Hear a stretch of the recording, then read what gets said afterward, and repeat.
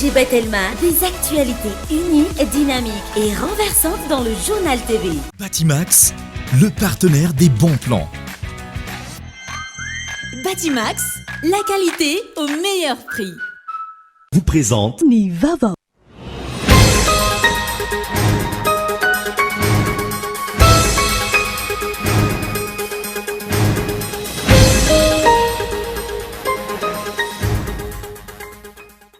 Tsy marina ny filazana fa efa milamina ny olana misy mahakasika ny fangatahan'ireo solombavambahoaka ny tokony ampisehoana ny kitus izay taratasy fanamarinana fa ara-dalàna ny fampiasam-bola ataon'ny biro maharitry ny anteny miram-pirenena hoy ireo solombavambahoaka androany. Miantso ny tompona andraiky mpanjakana ambony handray ny andraiky ny filan-kevitra ambony misahana ny fiarovana ny tany tandalàna sy ny demokrasia manoloana ny fitsabahan'ireo olomboatendry ny asan'ny olomboafidy ankilany. Nanamafy ny olomboafidy nanaovana fanadihadiana fa tsy azo tampenam-bavy izy ireo raha toa ka mbola misy ny tsy fitezan-javatra eto amin'ny firenena. Manimba sy mamono ny demokrasia amin'izao fotoana ny fisian'ny vaovao diso sy tsy marina miparitaka amin'ireo fitaovan-tserasera samihafa indrindra ny teknôlôjia vaovao. Manoloana izany, nisokatra tamin'ny fomba ofisialy androany ny fikaonan-doha mikasika ny fiatrehana ny vaovao tsy marina izay notanterahiny avy eo anivon'ny GPIM iarahana amin'ny ministeran'ny serasera sy ny kolotsaina.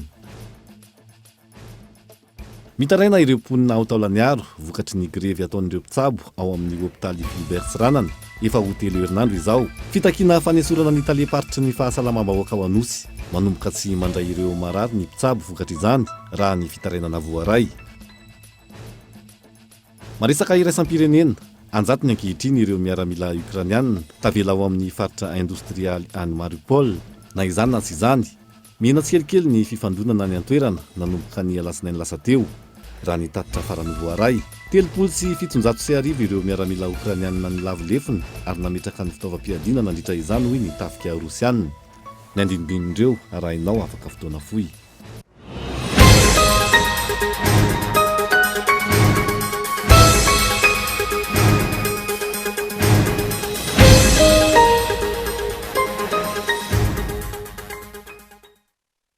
Alakamisy fa 7 ny volana May 2022 atirina ny araba tombo-klasy tombo-vavy tonga soa atao anaty fotoana ny fampahalalam-baovao amin'ny fiteny malagasy eto amin'ny fahitalavitra kolo amin'ny mpanajana no anasaiko anao hanarak'izany hatramin'ny farany. Mivoatra isan'andro ny toedra ray eny anivony anteny miram-pirenena amin'izao fotoam-pivoriana izao ary izay ihany koa no anokafantsika ny fampahalalam-baovao amin'ity alay ity tsy marina ny filazana fa efa milamina ny olana misy makasika ny fangatahana solombavambahoaka ny tokony ampisehoana ny kitus izay taratasy fanamariana fa ara-dalàna ny fampiasam-bola ataon'ny biro maharitry ny anteny miram-pirenena hoy ireo solombavambahoaka. Mampametra-panontaniana araka izany ny zava-misy marina makasika ity resa-bola eny anivony anteny miram-pirenena ity. Nanoezahana nalamindamina teo anivon'ny anteny miram-pirenena zandrara makasika fitakian'ireo solombavambahoaka ilay kitus izay omendreo mpikambana ao anatin'ny voameran'ny fitantanam-bola sy ny teti-bola ao Tsimbazaza ny kestiora voalohany eo anivon'ny biro maharitry ny anteny miram-pirenena. Ekena fa nisy ilay fiaona izay nataon'ny kestiora voalohany tamin'ireo voameran'ny fitantanam-bola sy ny teti-bola fa tsy mbola nisy fampisehoana izany ampahabe maso raha ny nambaran'ny solombavambahoaka.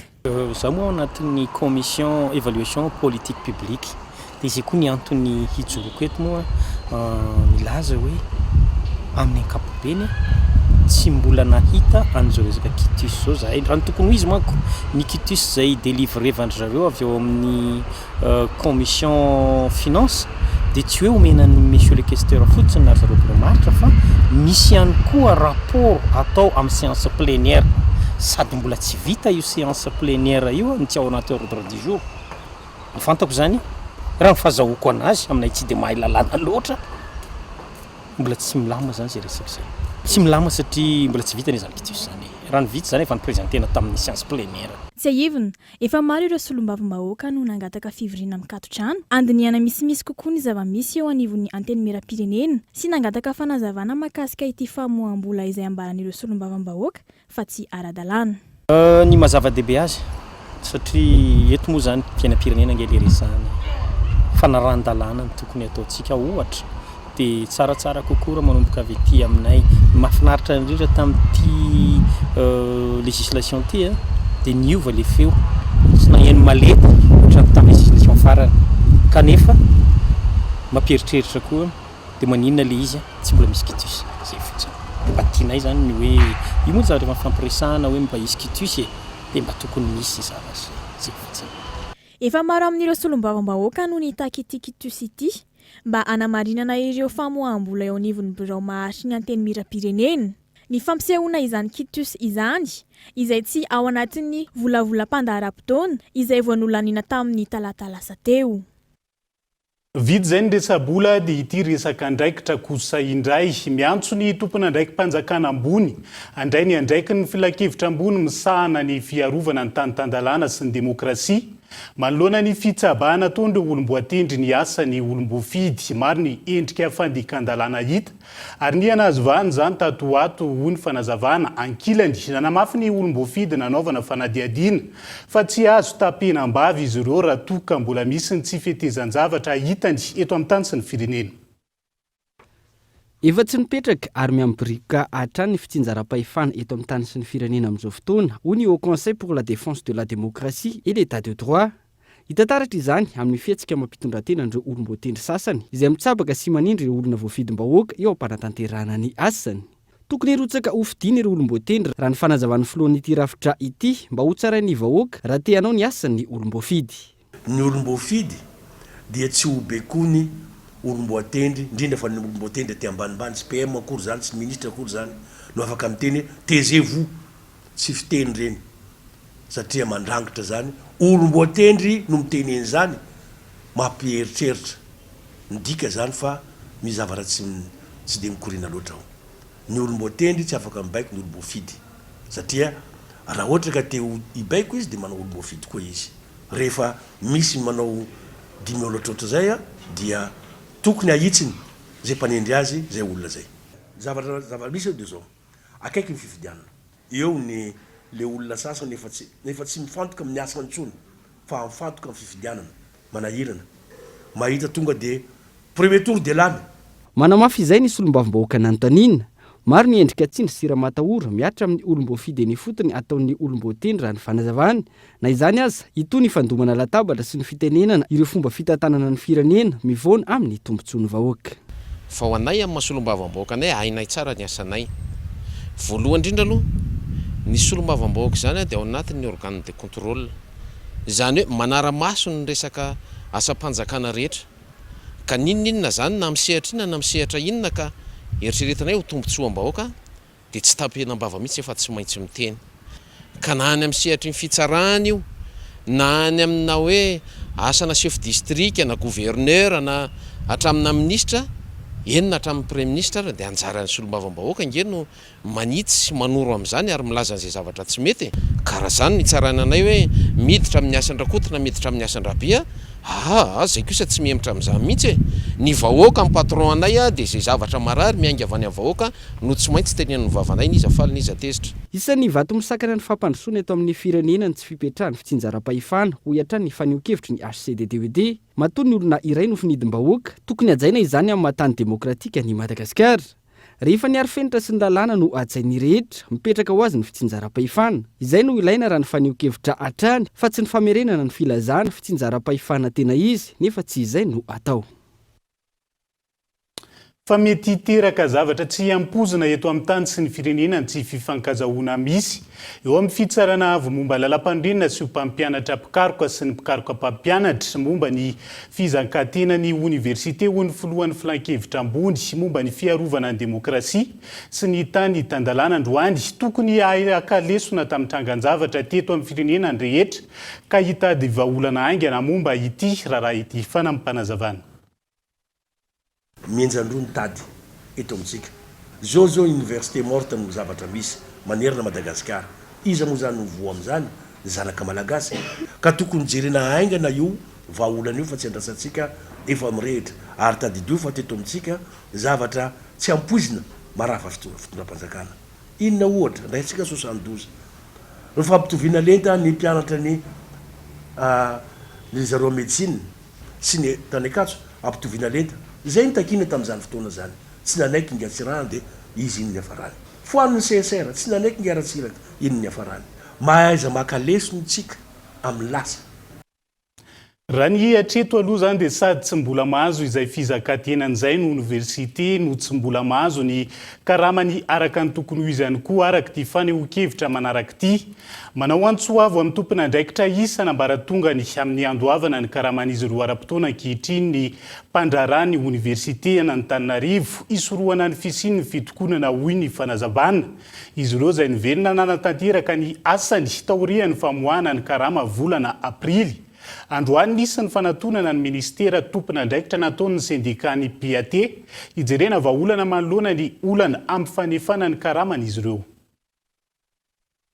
Ny syndicat ny PAT moa zany androany nanapa-kevitra no ety amin'ny contrôle financier hanao ny suivi an'ny karama volana mai satria izay matahotra ny mbola fahataran'ny karama indray. Tsika moa zany nivoaka ny volana ny karama volana aprily dia araky ny tenin'ny dafiny maison presse moa efa nanome toky anay fa mbola tsy ino moa zany mbola tsy antaratasy fa dia vavany teneniny ary mba irinay ilay izy mba ho tanteraka fa ny tokony omeny dia tokony handray vola entre le 20 à 25 zay dia maniry mafy zay mba ho voatana zany le teniny omena dia niverina ny asa moa zany ny PAT satria mbola tsy le 20 tsika zao fa mbola semaine de 15 dia mbola niverina ny asa zay fa amin'ny herinandro zany efa miandrandra ny andray karama dia irinay mba tsy isiany grève mba afaka miasa pitonina miaina pitonina ny PAT. Niverina araka izany ny fampianarana sy ny fanaovana ny fanadinana ho an'ireo mpianatra sasany teny anivy ny université n'Antananarivo androany. Misy kosa ho an'ny lalam-piofanana hafa no miandry ny fiverenan'ny fampianarana. Ankilan'izay dia mbola nitohy androany ny fitokonana nataony teo anivy ny CSS sampana Antananarivo. Lafomba vao hafa kosa indray dia manimba sy mamono ny demokrasia amin'izao fotoana ny fisiany vaovao diso sy tsy marina miparitaka amin'ireo fitaovany tserasera samihafa indrindra ny teknôlôjia vaovao ny tompon'andraikitra isan-tsokajiny manoloan'izay nisokatra tamin'ny fomba ofisialy androany ny fokoanandò mikasika ny fiatriana ny vaovao tsy marina izay notanterahany teo anivony GPIM iarahana amin'ny ministerany serasera sy ny kolotsaina. Abraham Randriamanana. 20 faingo telo isanjato ny mponeto Madagasikara ankehitriny no mampiasa ny interneto. Raha toka meheriny telo tapitrisa amin'izy ireo no mampiasa ny tambazotra tserasera Facebook raha ny antotanisa navoaka ny data reportal 2022. Tsy mijanona ho fitaovan-tserasera ihany mahazo vahana ankehitriny ny fizaram-baovao indrindra ny fanelezana vaovao tsy marina sy diso manoloana ny fivoarana entiny tambazotra tserasera sosialy. Malalaka mba tsy ilazana hoe diso mibanaka loatra zany fahalalahana maneho hevitra amin'ny tambazotra tserasera ary everiko fa mbola tsy nalalaka tahaka an'izao. Araka izany dia samy miteny an'izay tena tenenina, samy manely an'izay tena ely ka matetika dia izay manoratra voalohany izay manoratra matetika miverina fa manana ny marina. Tandinomdoza ankehitriny ny demokrasia manoloana ny firongatriny fanapariahana ireo vaovao diso sy tsy marina na ihany koa tsy voamarina anatin'ny tambazotra tserasera. Manimba ny demokrasia ny désinformation satria rehefa miainga amina vaovao tsy marina, vaovao ninina nodisoina nentina olona anankiray na orinasa anankiray na vondron'olona anankiray na fikambanana politika anankiray, rehefa izay vaovao ninina nodisoina zay no miparitaka ka miainga amin'izay vaovao nodisoina zay ny fanapahan-kevitry ny olom-pirenena dia rava ho azy ny demokrasia satria ny vaovao natao andraisan'ny olom-pirenena fanapahan-kevitra. Rehefa vaovao ninina nodisoina no andraisan'ny olom-pirenena fanapahan-kevitra dia tonga any amin'ny tanjona niriny ireo le olona namolavola sy nikitikitika sy nanimba sy namadika an'ilay vaovao dia izy ny tonga amin'ny tanjona niriny fa ny demokrasia simba. Manana andraikitra lehibe amin'ny fanamarinana sy ny fanitsiny ireo vaovao tsy marina na diso miparitaka ankehitriny ireo mpanao gazety raha ny fanazavana. Natao izany ho famerenana ny olom-pirenena hiankina amin'ny fizaram-baovao marina sy azo antoka. Izany hoe rehefa manao ny asa mahamatiana azy ny mpanao gazety mahatoky azy ny olom-pirenena dia afaka mijoro miatrika an'ireo le vaovao ninina nodisoina anatratrara na tanjona manahirana.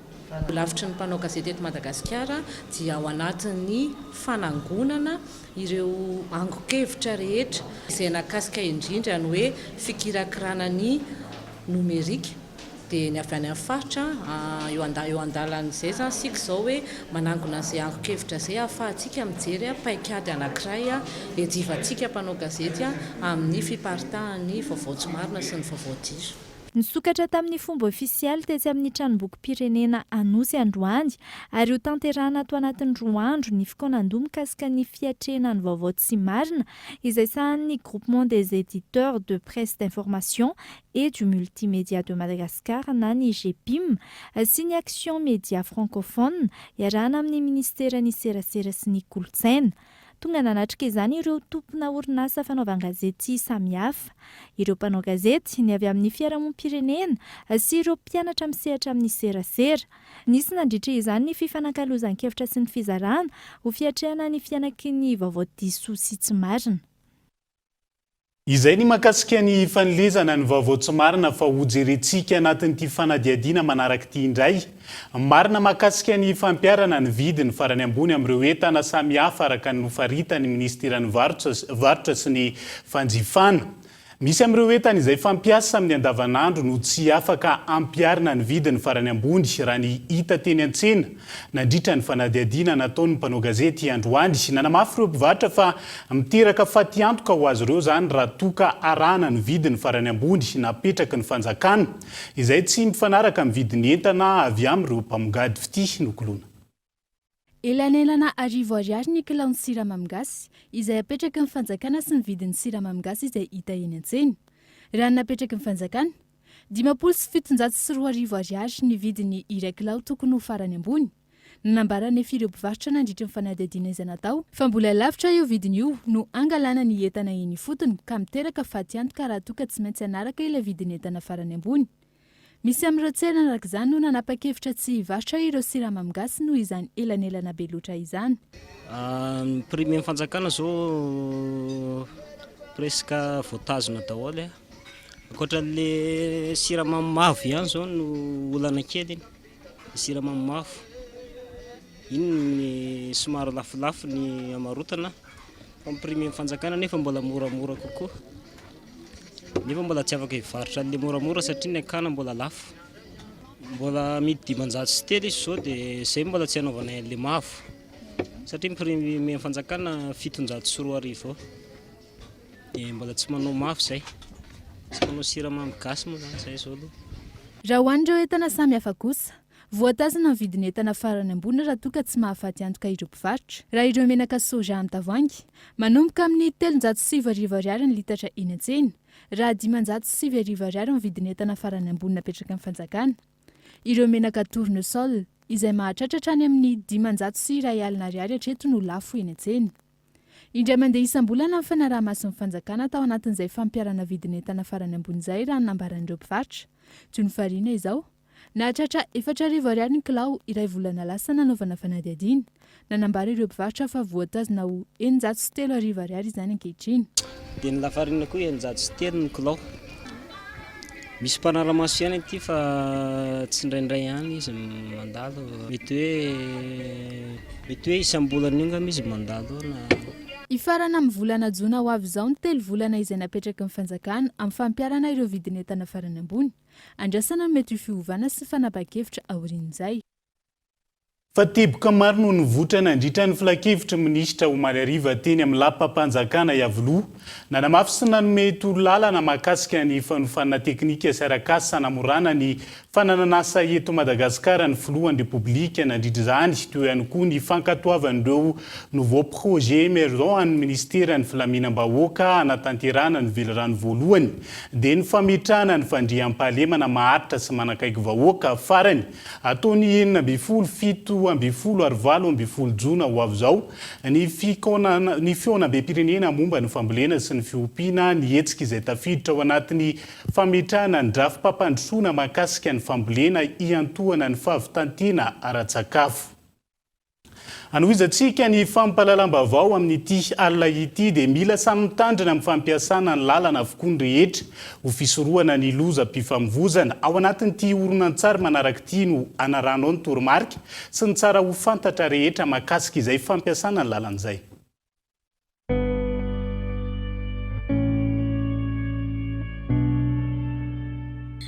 tokony andraikitra amin'ny filaminana eny an-dalambe daholo ny olona rehetra.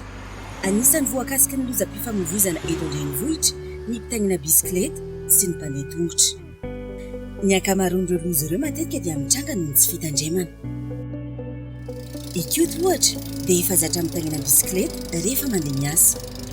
Rehefa hody izy indray hariva dia nanapa-kevitra ny ianao hitsin-dalana mba ho tonga angalana trano. Kinanjo ny foan'ny fiara izay tsy nahita azy.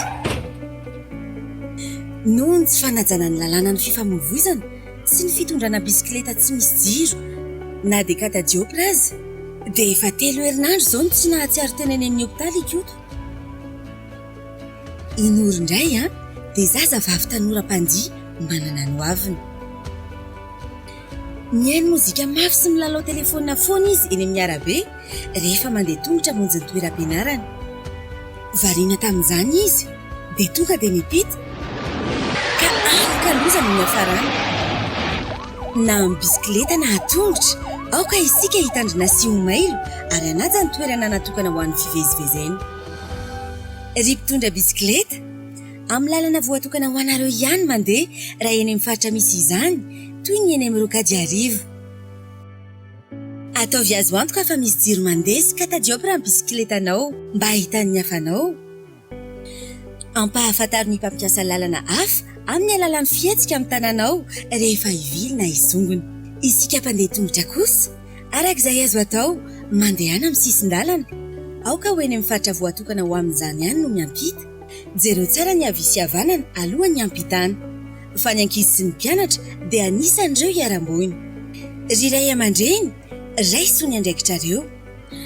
Ampianaro ary averimbereno amin'ny zaza ireo fitondran-tena mila arahina rehefa eny amin'ny arabe.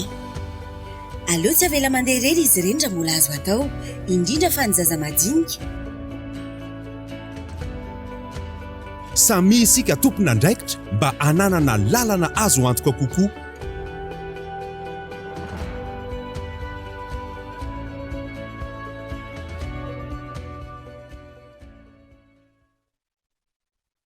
Isendrokely anaty doka fo isika zao arian'izay no anaranao ny vizotro ny tolo-dalàna momba ny fampitsarana ny voka noho ny antony ara-pahasalamana io ihany koa ny lozam-pifamoivoizana teny sonerana teny mandra-pitafa vetivety ary.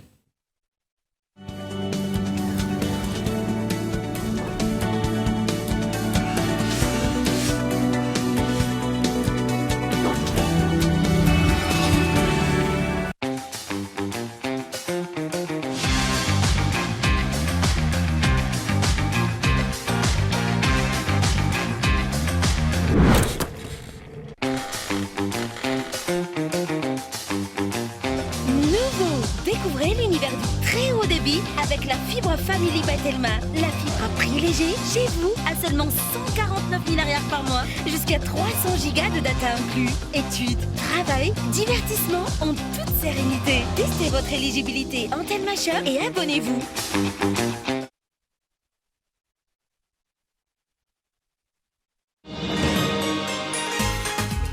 C'est un travail très difficile d'attraper les bébés qui bougent et de changer leur couche en même temps. Avec la couche culotte Molfix, changer les couches est maintenant très facile. Je la déchire et l'enlève là où je l'attrape. Je remonte la nouvelle en un instant. J'emballe la couche et la jette. Moi et mes bébés sommes heureuses. C'est ainsi que se propage le mouvement de bonheur Molfix. Allez les bons mamans, essayez la couche culotte pour bébé Molfix. Rejoignez notre mouvement de bonheur. Molfix, grandir heureux.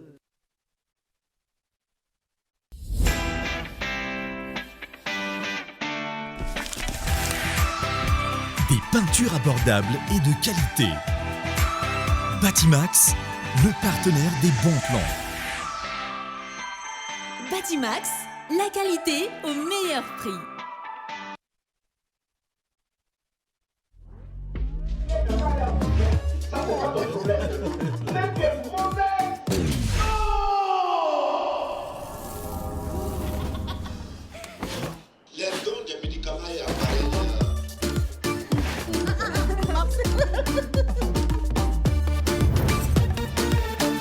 Avec la nouvelle application Canal+, retrouvez plus de 25 000 programmes en replay. Profitez des meilleures chaînes en direct et contrôlez votre consommation de data. Téléchargez-la dès maintenant, c'est inclus dans votre abonnement.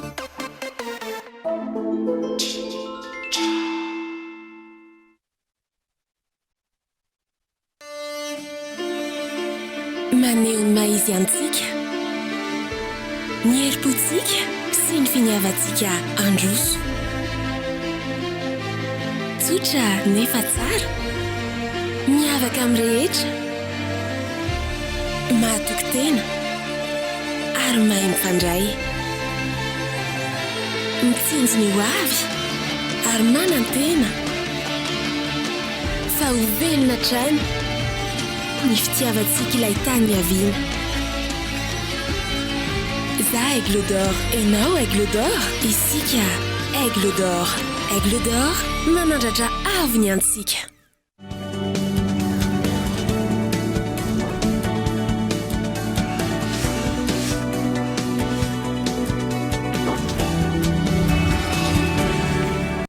manambahiny ny sampana fampalalam-baovao amin'ity ala ity dia tsy iza fandriamatora Finomanga Johnson izay tale teknika nasional lefitra eo anivon'ny federasiona malagasy ny taranja atletisme miarabanao tonga soa atao anatin'ny fampalalam-baovao amin'ity ala ity misy ny hetsika semi marathon Telma izay atao ho an'ny Faux Dauphin ny 2020 ny volana meo avy izao manahoana sy manahoana ny mahakasika ny hetsika io. Faly miaraba ny namana iva dia miaraba ny mpanaraka ny vaovao amin'izao takariva izao. Misy ny semi marathon Telma izay ho atao any Faux Dauphin amin'ny 2020 ny volana meo avy izao. Izy io dia fedina tompotaka amin'ny Madagasikara ary izay telo voalohany amin'ny lehilahy sy telo voalohany amin'ny vehivavy no isolotena ny Madagasikara any amin'ny Nosy La Réunion afaka iray volana.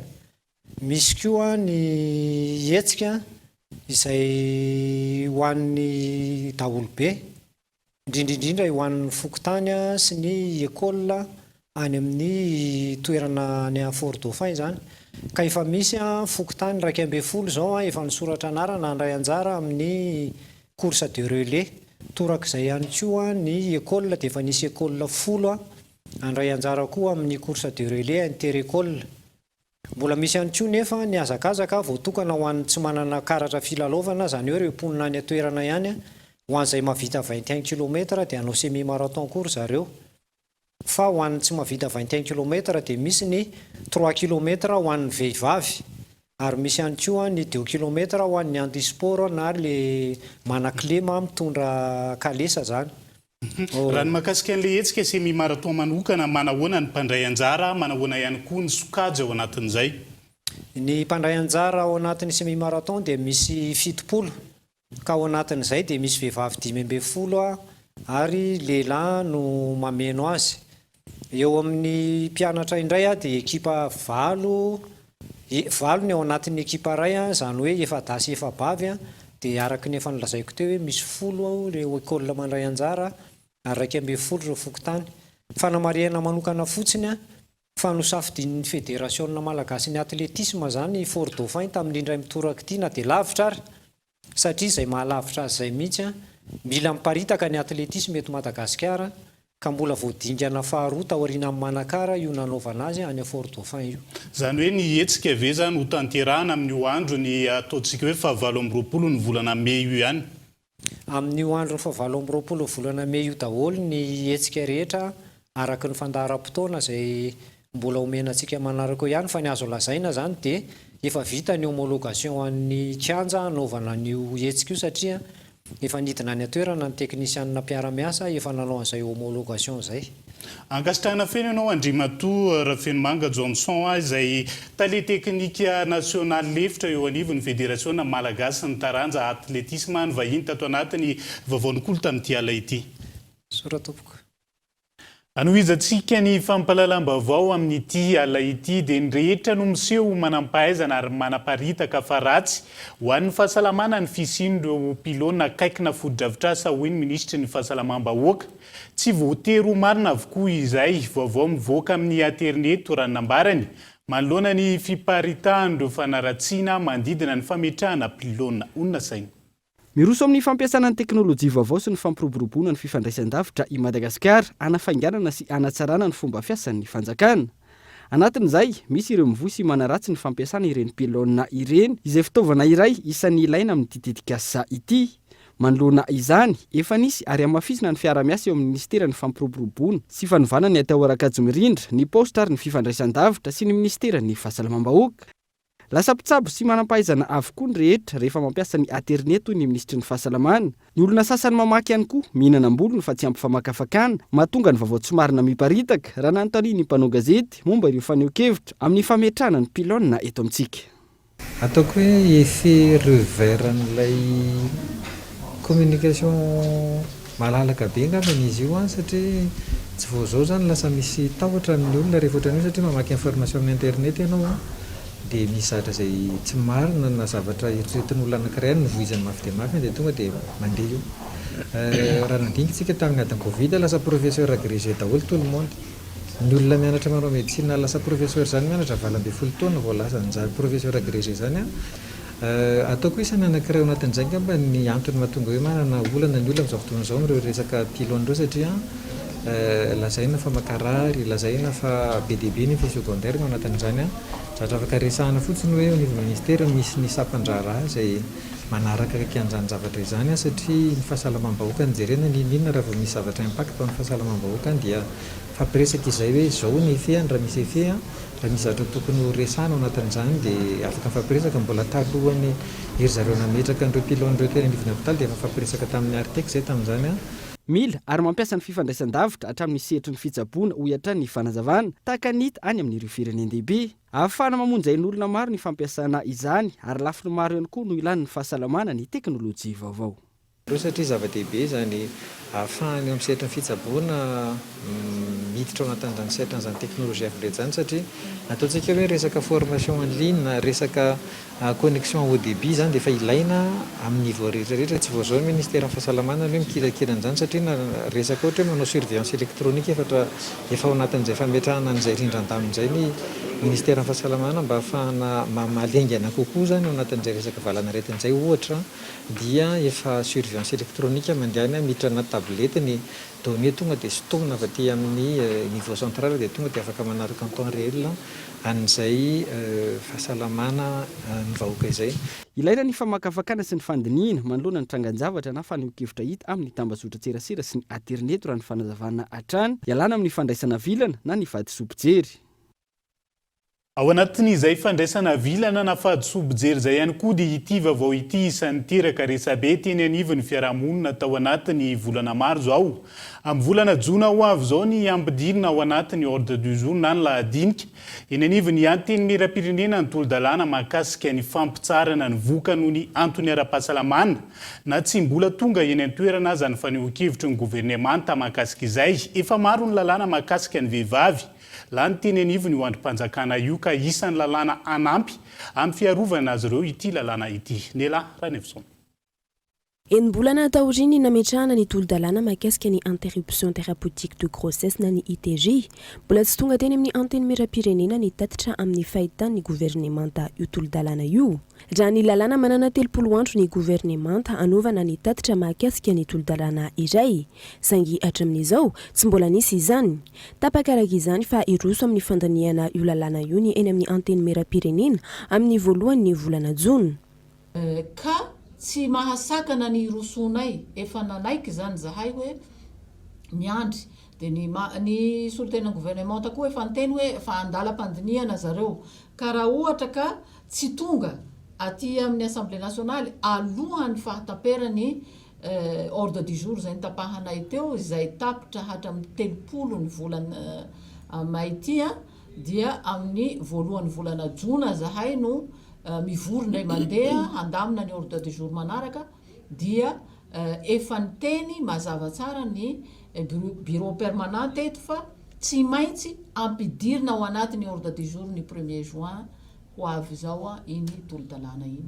Efa maro ny lalàna mahakasika ny vehivavy nandalo teny amin'ny anteny miram-pirenena nanomboka ny taona 2016 ho ireo solombavambahoaka ka tokony andalo ao fifampijiniana ity tolo-dalàna ity. Tato anatin'ny taona vitsivitsy zay efa hita taratra ihany hoe efa manomboka ho zava-dehibe ary mahatsapa isika malagasy fa tokony ho jerevana ny mikasika amin'ny vehivavy napetrakantsika miralenta misy ministera misahana an'izany fampivoarany vehivavy zany eto amin'ny tany sy ny fanjakana. Anisan'ny lalàna lany voalohany tato anatiny ty antenimera ty lalàna iarovana ny herisetra indrindra eo amin'ny vehivavy tamin'ny volana desambra 2024.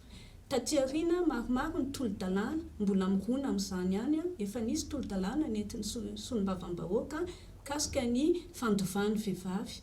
Efa nisy tolo-dalàna vao miditra amin'izao fotoam-pivoriana zao kasika ny fandraisan'ny vehivavy anjara eo amin'ny fanapahan-kevitra momba ny fiainam-pirenena. Ka ny mahagaga ny tenako hoe maninona ity lalàna iray ity no ohatrany hoe tsy ekena akory ifampidiniana sy adikevitra. Ho ampidirina ao anatin'ny ordre du jour eny amin'ny anteny mera-pirenena amin'ny voalohan'ny volana jona ho avy izao ny tolo-dalàna mahakasika ny ITJ hoy ireo solombavambahoaka. Tontolo ny asa kosa indray dia manano sarotra ny mitady asa amin'izao fotoana na dia maro amin'ireo tanora aza no nandrato fianarana betsaka araka izany ireo nisafidy ny hanao asa tiana. Manoloana izay fahasahiranana amin'ny fitadiavana asa izay tapaka nandritra ny filakivitra minisitra fa ho amafisina ny fampananana asa ho an'ireo tanora ho fampiakarana ny tahan'ny tanora tafiditra eo amin'ny sehatry ny asa. Mahatratra 420 ireo tanora latsaka ny 520 taona eto Madagasikara amin'izao fotoana. Raha ny zava-misy hita eny amin'ny fiarahamonina ankehitriny, maro ireo tanora izay tsy hanasa, eo ihany koa ireo izay manao asa tsy mifanaraka amin'izay fianarana noratovina. Anisan'izany i Priska, vao 13 taona monja ny tovovavy, nisafidy ny hanao asa tena misehatra mivarotra ity farany noho ny fahasahiranana mitady asa efa aman-taonan'izay. Taorian'ny fahazahoana diplôma bac, nianatra mikasika ny informatika sy ny teny vahiny ny tenany, saingy tsy nahita asa mifanaraka amin'izany ankehitriny.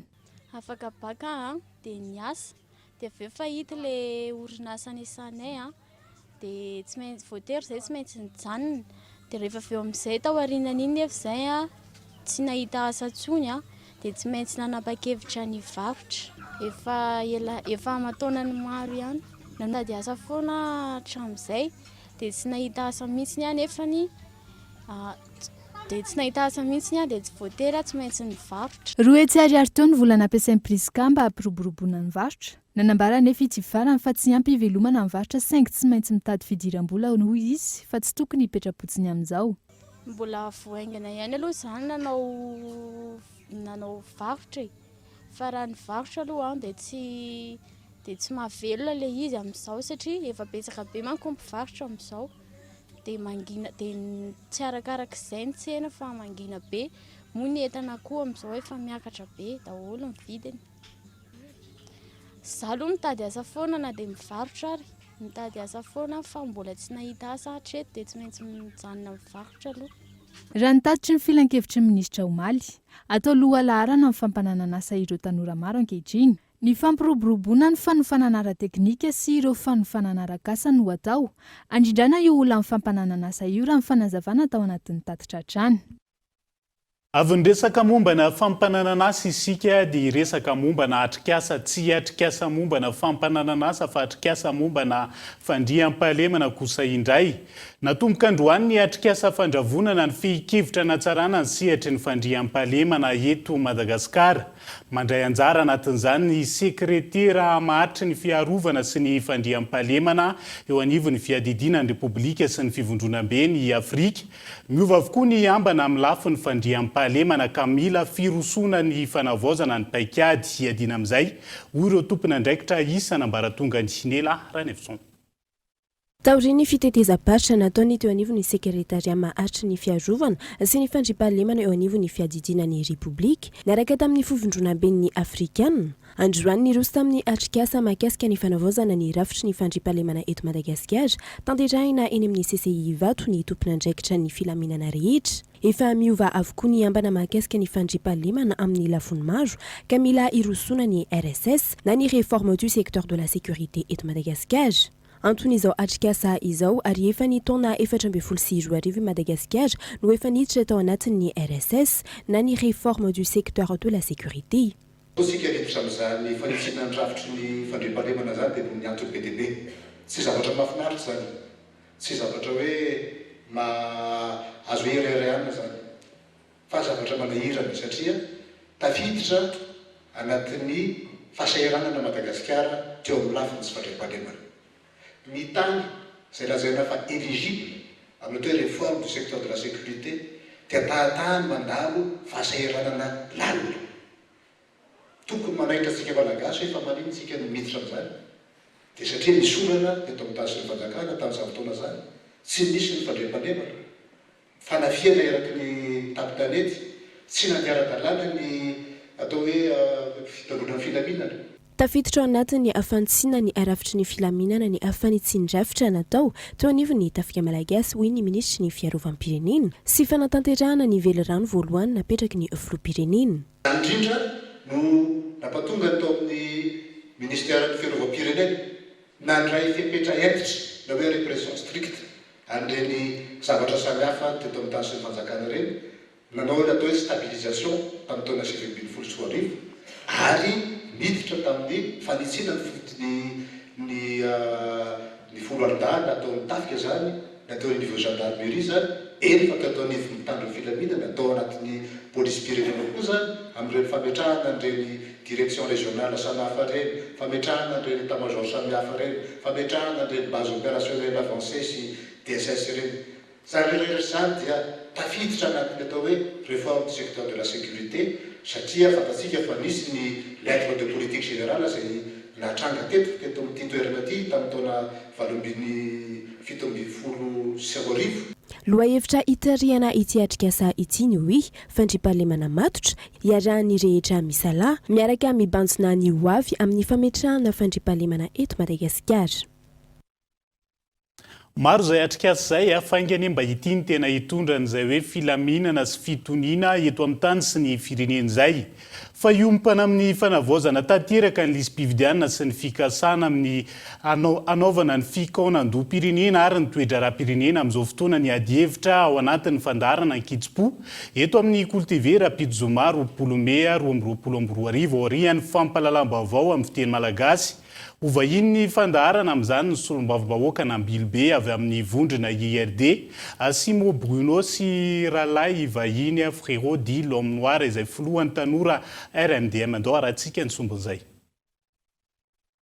Dia eo mifakaondoha fa zahay kosa mametsaka condition fangatana nanay na hanao na tsy hanao ny fitondrana tokony mba hampody reny avantsika ny andafy reny ny tsoka tsy fidiny noho ny fanjahonana noho ny dossier maro isan-karazana mila miverina eto Madagasikara reny satria olo ilain'ny firenena re ary ilaina ny hevitra faharoan'izay avoaka koa ny gaja rehetrarehetra Mbola, Claudine, Roli Mersa, Berija, Marcelin, sy ny sisa satria reny olona reny ilaitsika koa ny hevitra ny ao anaty fikaonandoha.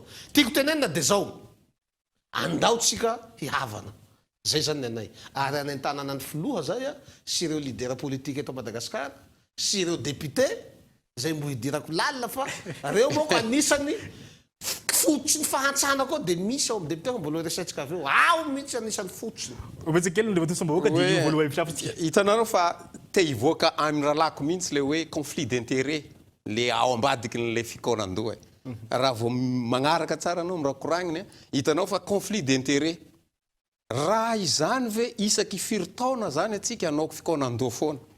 Satria be dia be ny amin'ny mpanao politika ireo manodikodiny volam-panjakana. Ka tsy ho ampiarina aminy ve ny lalàna. Nanao amboletra tamin'ity firenena ity ka tsy ho ampiarina aminy ve ny lalàna. Ny teny izy teo hoe ny fitondrana nanao vatampaty tsy fitondrana. Mbola tsy fitondrana. Tsy fitondrana. Olona mitondra amizao. Tsy olona mitondra. Tsika fe nahita président Rajoelina tary. Ny olona, andra tsy hitanao mihitsy. Iza koa ny hitantsika tary. Anao zay fa misolo tena azy fa IRD. Lazaiko aminao koa magnaraka. Nareo mitondra le vatapaty teny angamba tsy fantatro. Lazaiko aminao koa magnaraka. Ny tena anao teo lalana. Io lalana io ane tamin'ny c'était en 2007 nagnamboarana io lalana antsoy ambanja io. Ary fantatray fa don nagnamboarana io lalana io. Mafana ny toedra raha-pirenena arakiny ampahany fandaharana mafampany iny ihany koa fa ambony ihany koa ny maripana ny tolanoary ana mitarain'ireo mponina tolanoary vokatry ny grevy ataon'ireo mpitsabo ao amin'ny hôpitaly Philbert Tsirana na efa ho 3 herinandro zao fitakiana fanesorana ny talepatry ny fahasalamam-bahoaka ao Anosy manomboka tsy mandray ireo marary ny mpitsabo vokatry izany raha ny fitarainana voaray ka eto Andriatsidavo. Efa mananika ny 3 herinandro zao no mitokona ireo mpitsabo amin'ny hôpitaly CHRR Philbert Tsirana na Taolagnaro. Antony fitokonan'izy ireo ny fitakiana, ny fanesorana ny taleparitry ny fahasalamam-bahoaka ao amin'ny faritra Anosy. Vokatry izany, mitaraina ireo solotenan'ny vahoaka manoloana ny fomba fiasan'ireo mpitsabo ao amin'ny hôpitaly Amboanato. Efa manomboka tsy mandray ireo marary tonga manatona ny hôpitaly ihany koa ireo mpitsabo manao ny fitokonany. Gaga zany zao amin'ireo Amboanato ampiasa Amboanato manao grevy gaga zaka nefa reo hanolo an'izany lehibe ndreo zany hosoloana lehibe ndreo kanefa reo mpiasa ao tsy miraharaha ny asandreo zareo mpiasa miasa ao zany tokotry ny hosoloana reo tokotry ny hosoloana fa tsy ny lehibe ndreo satria zareo tsy miraharaha ny asandreo raha marary avy agny dia raha vao tsisy vola ohatrany tsy daridarendreo zany ny olo marary dia tokotry nyreo mpiasa tsy midary ny olo marary zay avy ao zany tokotry ny hosoloana fa tsy ny lehibe ndreo. Lasa amin'ty grevy tsika lehibe sy magnino tsy ahavotana no asa ao ireo para dokotera majiniky mampizaly majiniky ao sy roahiny lehibe akoa zay zahay atao zay majiniky taragnina avao ahay ao zay pikira raiky hahinanay zay mandoa vola hay zay tajavinay ay mizaly fa tokotrirao koa gny miala fa se lehibe hisaratsegna koa gny apela. Zavatra sapako sady hita amin'ny maso kokoa zany maro avao ny raha hitan-tegna amin'ny hôpitaly Amboanato ny raha ataon'ny dokotera io fe tegna tsy masaky miresaky satria sy faritegna ny sy handeha an-hôpitaly satria tegna nofo maharary avao koa gn'aitegna dia matahotra tegna ny iresaky. Naneo ny heviny mahakasika izany ireo médecin inspecteur telo mitantana ny distrika telo ao anatin'ny faritra Anosy ary nilaza fa tsy miambokevitra amin'ny tolona ataon'ireo namany ao amin'ny hôpitaly CHRR Amboanato Taolagnaro izy ireo. Ambara tia am-piandohana zany fa tsy miambokevitra amin'izany zahay sady tsy misy fiarahana ao anatin'izany filazana hoe anesitra ny taleparitra anay amin'izany zavatra zany. Na ny zava-misy aza tsy fantatra mety ady manokana na fialonana ao anatin'ny tsirairay na mety zavatra hafa sady tsy fitovizan-kevitra tamin'izareo fa amafisinay fa dia tena tsy nakasika mihitsy ary tsy mikasika mihitsy zahay amin'izay hevitra voizin'ireo namanareo. Eto ngamba tsy asiana fialan-tsiny amin'izareo fa dia tena ny hevitra marina sy ny zava-misy no resahana. Andaniny tsy naneo ny hefiny mahakasika izany ny taleparitry ny fahasalamana raha nanontany ny mpanao gazety ary nangataka ireo mpitsabo nama ny mpitokona tsy hanao sorona ny vahoaka marary tonga hitsabo. Na izany na zany zay marary kosa aloha tokony andrianina ao anatin'izay ka tokony hojerena na ahoana fa iroso amin'ny fampiarana ny lalàna amin'ny feny fifamovozana sy ny fanasaziany ireo tompony andraikitra ao amin'ny faritra Diana manomboka ny 5 Mey ho avy izao antony maro loatra ny tsy fanarahan-dalàna tsikatra ka misy fiantraikany amin'ny fiainana andavanandro ny mponina gay eto Andriatsilavo. Maro ny tsy fanarahan-dalàna tsikaritra ataon'ny mpamily ao amin'ny fitaterana an-tanety ao anatin'ny faritry Diana. Isan'izany ny tsy fanajana ny code de la route, ny tsy fisian'ny taratasy feno ho an'ny fiara, indrindra ny tsy fanana ny mpamily ny permis de conduire izay mitondra fiara mivezivezy. Araka izany, nandray fepetra ny fitaleava-paritry ny fitaterana amin'ny famelomana indray ny komity ombonan'ny mpanaramaso, ny fifamoivoizana sy ny komity fisintonana ny fahazondalana amely. Mitanjona aminazy ty ma tsy hino loatra fa ampianatra antsika, agnarina antsika amin'ny lalana zay tokony andehanantsika mahakasiky ny fitaterana an-tanety ato amin'ny faritry Diana. Ny voalohany ma eto Diego nagnanaovana izy fa mbala hitohy any amin'ny district agnatin'ny région Diana. Io ma ny komité tsy faliny agnasazy fa ampianatra fa na zegny na tsy zegny ndraiky nisy ma sasany ny usager tiako volagny tegna magnano hoe fa eko izy ty fa tsy jireko ialagnatsiny amin'igny fa tsy maintsy ho avy ny sazy tompoko azafady. Ny 5 Mey ho avy izao idina voalohany ny komity ampianatra sy ampiatra ny lalàna velona mikasika ny fitaterana an-tanety ary tsy ho tapaka andro manalina ny fanarahamaso atao. tsy afa-misaraka amin'ny fiainany vahoaka andavanandro ny sehatry ny fitaterana ka anentanana ireo mpisehatra amin'izany ahitsinjo ny tombontsoan'ny pesiny maro. Izay zany ny andiana vo anomboka ampiatra ny lalàna ny eto andrenivohitra kosa efa maro ny loza toy ny trangandroany izay ialana tsintsady ho an'izay mety ho tohina amin'ny sary manaraketo. Tokony tamin'iray ora sasany atoandro teo olona iray no namony ainy vokatra ny loza mpifamovozana teny Sonerana manoloana ny Jiramateny.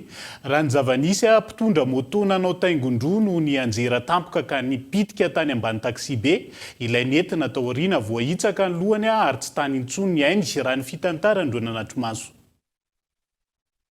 Dia ny antony nampianjeran'ilay moto aloha tsy fantatro fa izy somary nandeha tamin'ny sisiny. Dia avy eo le taxi be 154 iray ampovoany mihitsy ny lalana satria fahitako le taxi be zany mety tsy hijanona izy fa feno dia mandeha moramora amin'iny ampovoany iny izy. Dia le moto zany efa nianjera dia le moto tsy livatra nakany amin'ny rosy le iray niaraka le chauffeur nitondra. Moa le hoe nentina avy eo aoriana tsy tonga dia mipitika tany amin'ny lohan'le taxi be. Dia le taxi be zany tsy afa niala tsony satria efa akaikiny mihitsy le izy mipitika anakany izy. Voahitsaka, ohatran'ny voahitsaka ny fahitako azy tonga dia lohany mihitsy no anina. Ie ohatray zany zavanisy teo e. Tsy haiko aloha fandeha ma fa za somary niasa ihany fa izy efa mipitika. Efa mipitika be tonga dia any amin'le taxi be no mipitika ny hitako. Le niaraka taminy tafatsangana izy. Izy voatsindry tao ambany moto mipitika somary fanalavitra ange zareo e. Le ray nakany ampovoana arabe dia le niaraka taminy nitsangana izy. Tsangana izy mbola tafatsangana satria tanany itsy ohatran'ny hoe tapaka fa tafatsangana ihany izy dia niala dia tsy hitako hoe lasaiza. Izay ihany koa no entintsika miampita ao anatiny maresaka iraisan'ny pirenena. Anjatony amin'izao fotoana ireo miaramila Ukrainiana tavela ao amin'ny faritra industrialy any Mariupol na izany na tsy izany. Miena tsikelikely ny fifandonana any an-toerana nanomboka ny alatsinainy lasa teo raha nitatitra farany voaray. 770 ireo miaramila Ukrainiana ny lavolefina ary nametraka ny fitaovam-piadiany nandritra izany ho nitafika Rosiana. Fanadihadiana eo amin'ny sariny France 24. Escortés par des véhicules blindés russes. Mitandahatra ankehitriny ireo fiara mitondra ireo miaramila Ukrainiana niaro ny tanàna Mariupol atao amin'ny faritra Azovstal izay eo ampelantanan'ny tafika Rosiana. Raha ny fanambaran'ny Moscou ho ampidirina ponjany amin'ny faritra eo ampelantanan'ireo mpanelanelana tohanan'ny Rosia ireto miaramila Ukrainiana ireto. Raha tsy ahivina, maherin'ny 2 arivo ireo miaramila Ukrainiana nanao ny fanoherana tao Azovstal raha ny nambaran'ny tompon'andraikitra ao Donetsk. Maherin'ny 300 ireo tafavoaka n'ity toerana ity raha toa ka tavajanona ireo ambony. Ho apetraka eo ampelantanan'ny fitsarana kosa ny fandraisana fepetra ho azy ireo raha ny fanazavana. Ankoatra izay, tsy fantatra mazavatra eto ireo teboka ny voatra anatin'ny fifanarahana nataon'ny Kiev sy Moscou ny 12 volana melasa teo. Antenana kosa ny isian'ny fifanarahana mikasika ny fifanakalozana voafonja eo amin'ny rotonta raha ny fampitamba-ovao. Feront l'objet d'un échange de prisonniers. Dia izay ihany koa no nentina namarina ny fampahalalam-baovao tamin'ity ala ity ankasitrahako ianao tsy nisaraka taminay hatramin'ny farany ary mbola ny tanana nanao ihany koa ny fanarahana ny fandarina isan-tsokajiny eto amin'ny fitalavitra kolo veloma mandrapitafa ho amin'ny rapitsondray ary tombo klasy tombo vavy.